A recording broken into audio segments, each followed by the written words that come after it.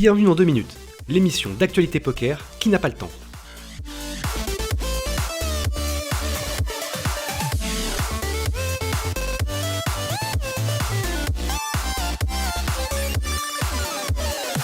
Retour à Las Vegas. On commence très fort ce récap avec la victoire de Leo Soma, membre de la team Nutser. Il s'adjuge la victoire de l'Event 14, un 6 max à 1500$, et obtient le premier bracelet de sa carrière. Il s'agit du 33e bracelet tricolore de l'histoire, et Léo devient le 29e joueur français à entrer dans la légende des WSOP. Un énorme GG à lui. On espère évidemment que ce ne soit que le début pour tous les Français sur place.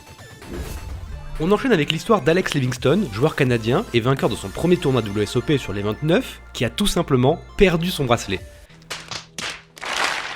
20 minutes seulement après l'avoir reçu, il poste un tweet expliquant qu'il vient de l'égarer, sans doute dans un bar près du casino. Il promet même 200$ à celui qui le retrouvera.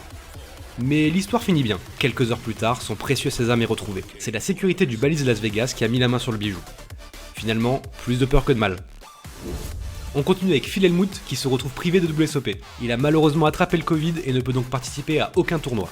On espère qu'il se rétablira vite, ce serait dommage de ne pas avoir le droit à la parade de célébration du début du main event, dont lui seul a le secret. Saruman, you shall not pass. Et enfin, comme chaque année, les votes pour le Hall of Fame sont ouverts. Choisissez votre joueur favori, qui sera récompensé pour avoir durablement marqué l'industrie depuis des années. Notre Elky national est éligible et on lui souhaite plus de réussite que l'année dernière. Cette semaine, énorme perf en live de la part de la Team Spinit. Yann remporte un tournoi à 300€ à Rosvadov pour 50 000€. Gros GG à lui. Voilà, c'est tout pour aujourd'hui. Comme à chaque fois, n'hésitez pas à donner votre avis en commentaire, mettre un pouce bleu ou tout simplement partager la vidéo. On se donne rendez-vous dimanche prochain. C'était Value Equal True.